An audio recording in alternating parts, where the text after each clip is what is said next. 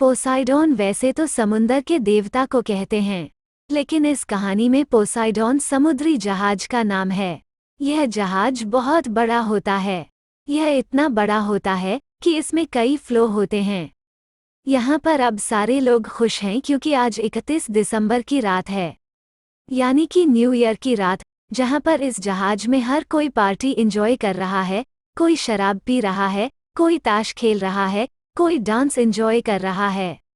वही इस जहाज के कंट्रोल रूम में यह दिखाते हैं कि उसके कैप्टन को कुछ शक होता है।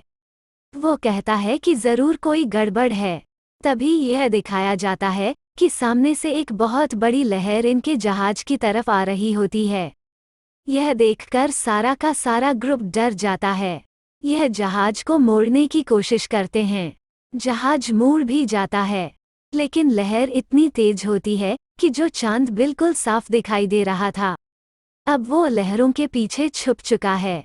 कंट्रोल रूम जहाज में सवार सभी लोगों को अनाउंस करते हैं कि जहाज में बहुत बड़ी दुर्घटना होने वाली है। सभी यात्री सावधान हो जाएं, सभी ऑफिसर सावधान हो जाएं। यह अनाउंसमेंट होते ही वहां पर भगदड़ मच जाती है। तभी वो ऊंची लहर इनके जहाज से टकराती है। उसका प्रेशर इतना ज्यादा होता है कि पोसाइडॉन, जो कि बहुत बड़ा जहाज है, वो पूरा का पूरा पानी में उल्टा हो जाता है। यानी कि छत अब जमीन बन चुकी है। जब जहाज पलटता है तो वहां पर बहुत लोगों की जान चली जाती है और इंजन रूम में एक बहुत बड़ा ब्लास्ट होता है, जिससे जितने भी कैप्टन होते हैं जो इस जहाज को चलाते हैं, वो सारे के सारे मर जाते हैं। तभी वार्ड रूम में, जहां पर पार्टी चल रही थी, जहां पर सबसे ज्यादा लोग बचे हुए होते हैं, वहां पर ऑफिसर आता है। वो बोलता है कि हमारे पास एक अच्छी और एक बुरी खबर है। बुरी खबर यह है कि हमसे एक सुनामी लहर टकराई है, जिसकी वजह से हमारा जहाज पूरी तरह से पलट चुका है। यहाँ से अब कोई बाहर नहीं निकल सकता। और अच्छी बात यह है कि जब हमारा जहाज पलट रहा था तो हमारे ऑफिसर ने जीपीएस लोकेटर भेज दिए थे। किसी भी वक्त हमें यहाँ पर बचाने के लिए हेलीकॉप्टर आ सकते हैं। तो सबके सब शांत रहे, हम बहुत ही जल्द यहाँ से बच जाएंगे। इन्हें बचे हुए लोगों में एक आदमी होता है जिसका नाम होता है डिलन। डिलन के सामने एक ऑफिसर मरा हुआ होता है, जो उसके पास से टॉर्च और कुछ जरूरी सामान निकाल रहा होता है। तभी वहां पर एक बच्चा आता है और बोलता है कि आप क्या कर रहे हो। वो बोलता है कि मैं यहाँ से निकलने की तैयारी कर रहा हूँ। बच्चा बोलता है कि आप यहाँ से नहीं निकल सकते क्योंकि जहाज पूरी तरह से उल्टा हो चुका है। डिलन बोलता है कि यहाँ से निकलने का एक रास्ता है जहाज के ऊपर से, इसके लिए मुझे ऊपर जाना होगा। डिलन जब वहां से निकल रहा होता है तभी वो बच्चा अपनी माँ को ले आता है। इसकी माँ का नाम मैगी होता है। डिलन उसकी माँ से पहले भी मिल चुका है, इसलिए वो उसे जानता है। वो डिलन से पूछती है कि आपने मेरे बच्चे से क्या कहा कि आप यहाँ से निकल सकते हो। वो कहता है कि हाँ, मुझे एक रास्ता पता है। मैगी बोलती है कि अभी एक ऑफिसर ने अनाउंसमेंट किया है कि हमें यहाँ पर रुकना चाहिए। तभी वहाँ पर एक बूढ़ा आदमी आता है और वो कहता है कि मैं एक आर्किटेक्ट हूँ। वो बताता है कि इस जहाज को इस तरह से नहीं बनाया गया है कि वो उल्टे होकर तैर कर सके, यानी जहाज डूब जाएगा। वहाँ पर जो दूसरा आदमी होता है जिसका नाम रॉबर्ट है, वो डिलन से पूछता है कि क्या तुम्हें डिस्को का रास्ता पता है। डिलन बोलता है हाँ, वो ऊपर है। वो पूछता है कि क्या तुम्हें डांस करने का मन कर रहा है। रॉबर्ट बताता है कि नहीं, वहाँ मेरी बेटी फंसी हुई है। मैं भी तुम्हारे साथ चलना चाहता हूँ, लेकिन पहले मैं अपनी बेटी को बचाना चाहता हूँ। डिलन बोलता है कि मैं यह नहीं कर सकता क्योंकि मैं अपना काम अकेले करता हूँ। रॉबर्ट उससे पूछता है कि सबसे शॉर्टकट रास्ता कौन सा है। डिलन कहता है कि पता चलते ही बता दूंगा। तभी रॉबर्ट वहां पर जहाज के एक स्टाफ को बुलाता है। रोबोट उससे पूछता है कि ऊपर जाने का शॉर्टकट रास्ता कौन सा है। वो आदमी उन्हें रास्ता बताने लगता है। रॉबर्ट उस आदमी से बोलता है कि जितना साल का कमाते हो उसका दुगना पैसा दूंगा, बस हमें वहां तक ले चलो। वो आदमी राजी हो जाता है। अब रॉबर्ट डिलन से बोलता है कि अगर तुम्हारे पास प्लान है तो हमारे पास गाइड है। हम सब एक साथ जाएंगे तो हमारी जान बच सकती है। इसके बाद डीलन इस बात के लिए राजी हो जाता है। सभी लोग अब जहाज के तली की ओर निकलते हैं। जहाज का तला ऊपर की ओर है। यह जहाज के तले के उस हिस्से से निकलना चाहते हैं जहां पर बड़े बड़े पंखे घूमते हैं जो जहाज को आगे की तरफ धकेलते हैं। यह जैसे ही उस खुफिया रास्ते से बाहर निकलते हैं तो उस दरवाजे को सील कर दिया जाता है ताकि पानी अंदर ना आए। अब यह सब के सब आगे बढ़ रहे होते हैं ताकि किसी भी तरीके से जहाज के तलवे तक पहुंच सके और अपनी जान बचा सके। लेकिन थोड़ी सी आगे जाने के बाद इनका सारा रास्ता बंद हो जाता है। वहां पर बहुत सारे लोगों की डेड बॉडी पड़ी होती है। इसके बाद यह लिफ्ट का दरवाजा खोलते हैं। लिफ्ट वहां से बहुत ज्यादा ऊपर होती है, लेकिन यह किसी तरह से वहां जाने का रास्ता बनाते हैं ताकि दूसरी तरफ से दरवाजा खोलकर यहां से निकल जाए। लेकिन इनसे दरवाजा नहीं खुलता। लेकिन वहीं पर जो ऊपर की तरफ फ्लो होता है उसकी लिफ्ट का दरवाजा खुला होता है। अब किसी तरीके से एक दूसरे की मदद करके यह वहां से निकल जाते हैं। लेकिन लास्ट में 2 आदमी रह जाते हैं, एक बूढ़ा आदमी और एक इनका गाइड। जब वे एक दूसरे को खींच रहे होते हैं तभी वो जिस पर खड़े होते हैं वहीं के नीचे से खिसक जाता है, गिर जाता है और ये लोग लटक जाते हैं। नीचे बहुत गहरी खाई होती है। अगर यह दोनों गिरेंगे तो मर जाएंगे। ऊपर में जो लिफ्ट होती है वो भी धीरे धीरे सरक कर नीचे आना शुरू कर देती है। डिलन ने बूढ़े आदमी का हाथ पकड़ा होता है और उस बूढ़े आदमी का पैर पकड़कर गाइड लटक रहा होता है। इन दोनों को खींचने में डिलन असमर्थ होता है। तभी यह देखता है कि ऊपर से लिफ्ट गिरने वाली है। वो उस बूढ़े आदमी को बोलता है कि उस गाइड को छोड़ दो, नहीं तो तुम गिर जाओगे। वो बूढ़ा आदमी न चाहते हुए भी उसे धक्का दे देता है। जैसे हैं डिलन उस बूढ़े आदमी को खींचता है, लिफ्ट ऊपर से नीचे गिर जाती है और एक बहुत जोरदार ब्लास्ट होता है और अब इनमें से एक आदमी मर चुका है। अब यह 5 लोग बचते हैं और आगे की तरफ निकलते हैं। आगे जाने के बाद इन्हें डिस्को रूम मिलता है। वहां पर कुछ लोग फंसे होते हैं जिसमें रॉबर्ट की बेटी, उसका बॉयफ्रेंड और 2 और लोग होते हैं। अब यह टोटल 9 लोग हो चुके हैं। अब इन्हें किसी भी तरह जल्दी से जल्दी जहाज के ऊपर वाले हिस्से पर पहुंचना पड़ेगा क्योंकि जहाज डूबने वाला है। अब जब सभी लोग आगे बढ़ते हैं तो रास्ता एक बार फिर से बंद हो जाता है। इन्हें दूसरी तरफ जाना है तो वहां पर एक स्टील की बहुत बड़ी रेलिंग टूटकर गिरी होती है जिसके द्वारा यह दूसरी तरफ जा सकते हैं। डिलन पूछता है कि यहाँ से निकलने का किसी को कोई और रास्ता पता है। इनमें से एक लड़की होती है जो कई दिनों से जहाज में छिप रही होती है क्योंकि उसके पास कोई टिकट नहीं होता और उसे किसी भी हालत में न्यूयॉर्क पहुंचना होता है। वो बताती है कि मैं कई दिनों से जहाज में छुप रही हूँ। यहाँ से निकलने का इसके अलावा कोई और रास्ता नहीं है और वो एक एक करके वहाँ से निकलना शुरू करते हैं।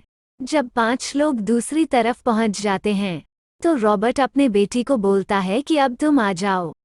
लेकिन इनके बीच में एक शराबी भी होता है जो इन्हें डिस्को में मिला होता है। वो बोलता है कि मैं पहले जाऊंगा। जब वो उस रेलिंग के बीच में पहुंच जाता है तभी ऊपर से इंजन का एक बहुत बड़ा टुकड़ा गिरता है और वो शराबी उसके साथ नीचे गिर जाता है। उसके इंजन के साथ में बहुत सारा तेल भी गिरता है। सारा का सारा तेल पानी में गिर जाता है जिससे पानी में आग लग जाती है। इस तरह से 9 में से 8 लोग बचते हैं। 8 में से 5 लोग उस तरफ होते हैं जिस तरफ इन्हें जाना है। रॉबर्ट, डिलन और रॉबर्ट की बेटी अभी भी फंसे हुए हैं। पानी में आग लगी हुई है और कोई तरीका नहीं है उस तरफ जाने का क्योंकि रेलिंग टूटकर नीचे गिर चुकी होती है। तभी डिलन फायर ब्रिगेड वाला पाइप निकालता है। पाइप को निकालने के बाद वो आग में कूद जाता है क्योंकि आग के नीचे पानी है। नीलम को यह बात पता होती है।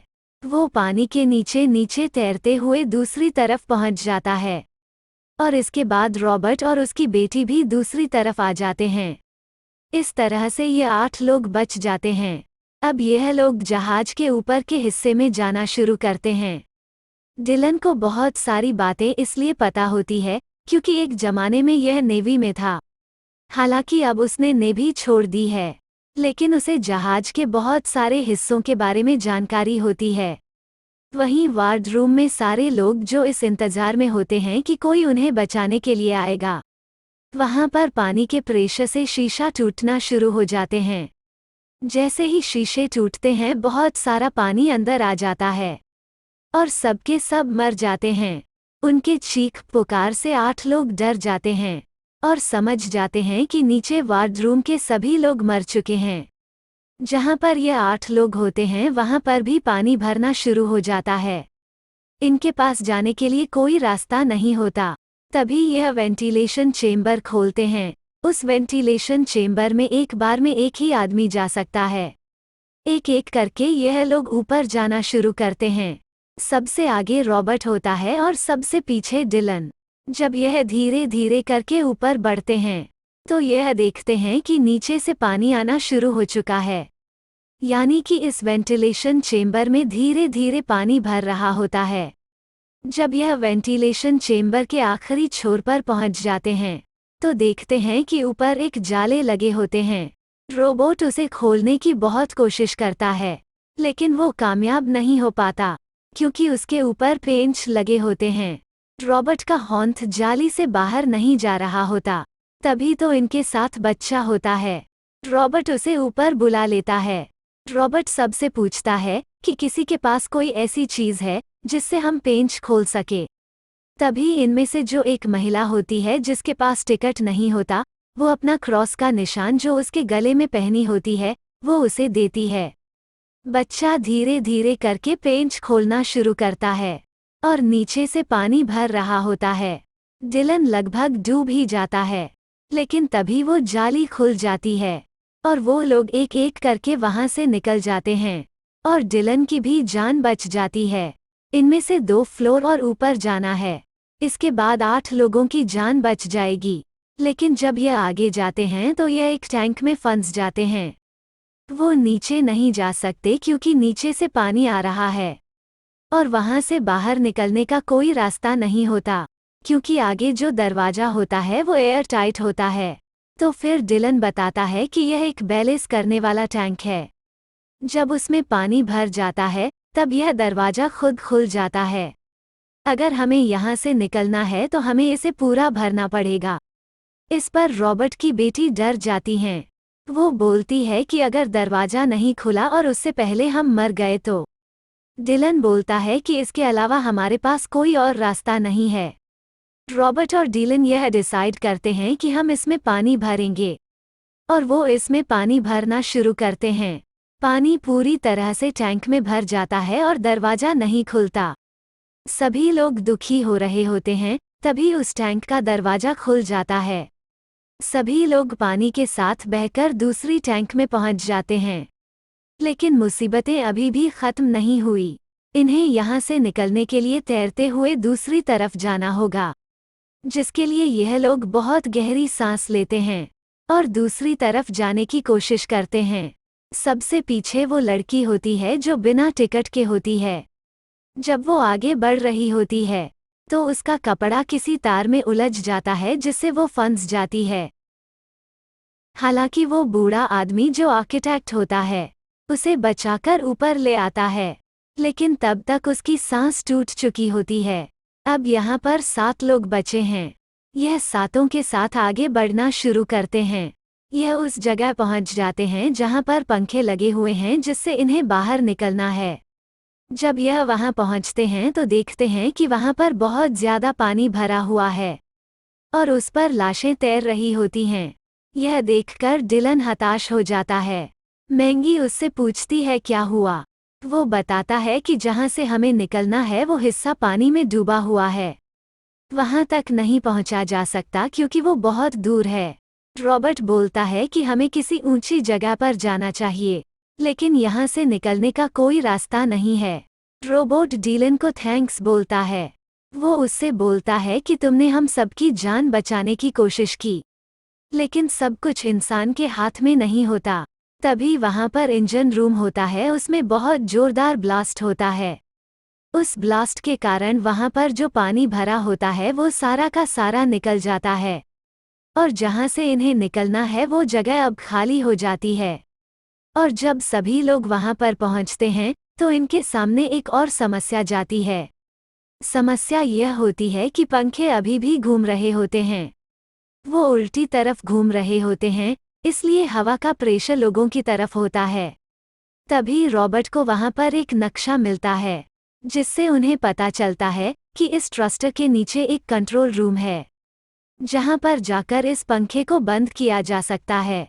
लेकिन वो कंट्रोल रूम से 150 फीट दूर होते हैं, और वहां जाने का मतलब मौत है। रॉबर्ट वहां जाना चाहता है, लेकिन रॉबर्ट के बेटी का जो बॉयफ्रेंड होता है वो कहता है कि आप वहां तक नहीं पहुंच सकते, लेकिन मैं जा सकता हूं और उन पंखों को बंद कर सकता हूं। लेकिन जब वो जा रहा होता है तो रॉबर्ट की बेटी बहुत रो रही होती है। वो उसे जाने के लिए मना करती है, लेकिन वो बोलता है कि किसी ना किसी को तो जाना पड़ेगा। अपनी बेटी को रोते हुए देखकर रॉबर्ट पानी में कूद जाता है। वो उस कंट्रोल रूम की तरफ बढ़ रहा होता है। वहीं दूसरी तरफ डिलन वहां पर नहीं होता है, क्योंकि मैगी जी का बेटा पानी में बह गया था। मैगी और डिलन उसके बेटे को ढूंढ रहे होते हैं। डिलन मैगी के बेटे को बचा लेता है और सभी लोग उसी रूम में आ जाते हैं। इस जगह पर पानी बहुत तेजी से बढ़ रहा होता है। जल्दी से अगर इन्होंने पंखे को बंद नहीं किया तो सब लोग डूब जाएंगे। वही रॉबर्ट पंखों को बंद करने की कोशिश कर रहा होता है, लेकिन जिस बटन से पंखे बंद होने हैं वो बटन ही खराब हो चुका है, और रॉबर्ट की सांस टूट रही होती है। लगभग वो मर ही चुका होता है, लेकिन तब तक वो उस बटन को देख लेता है जिससे पंखे को रिवर्स कर सके। वो मरने से चंद सेकंड पहले उस बटन को दबा देता है। इसके बाद रॉबर्ट मर जाता है। रोबोट ने सबकी जान बचाने के लिए अपनी जान दे दी। वहीं ऊपर डिलन देखता है कि पंखे अभी भी घूम रहे हैं। वो बोलता है कि पंखे बंद क्यों नहीं हो रहे हैं। तभी रोबोट के बेटी का बॉयफ्रेंड देखता है कि जो चीजें उनकी तरफ आ रही होती हैं अब वो बदल चुकी है, यदि हवा का प्रेशर दूसरी तरफ हो चुका है। वो डिलन से बोलता है कि रॉबर्ट ने पंखे को रिवर्स कर दिया है। हम चीजों को फेंककर पंखे को बंद कर सकते हैं। इसके बाद वो एक बहुत बड़ा सिलेंडर डिलन को देता है। डिलन उस सिलेंडर को उस पंखे की तरफ फेंकता है, जिससे एक बहुत बड़ा ब्लास्ट होता है। उस ब्लास्ट से इंजन रुक जाता है, पंखे टूट जाते हैं, और यह लोग एक एक करके उस जहाज से बाहर कूद जाते हैं। बाहर एक नाव भी होती है, जो कि एक एयरबोट होती है। यह सभी लोग उस बोट में बैठ जाते हैं। तभी वह जहाज इनकी तरफ गिरना शुरू हो जाता है। यह लोग जल्दी जल्दी चप्पू चलाना शुरू करते हैं। जैसे ही जहाज इनकी ओर गिरने वाला होता है, यह लोग उससे दूर चले जाते हैं। पोसाइडॉन, जो कुछ घंटों पहले बड़ी शान से समुंदर की ओर चल रहा था, अब वो पूरी तरह से समुद्र के अंदर डूब चुका है। इसके बाद ये लोग एक फ्लेयर गन चलाते हैं, ताकि जो रेस्क्यू टीम इन्हें ढूंढने के निकली है वो इन्हें देख ले। और होता भी ऐसा ही है। कुछ ही देर बाद इनके पास रेस्क्यू टीम पहुंच जाती है और इन सब को बचा लेती है, और इस तरह से इन 6 लोगों की जान बच जाती है।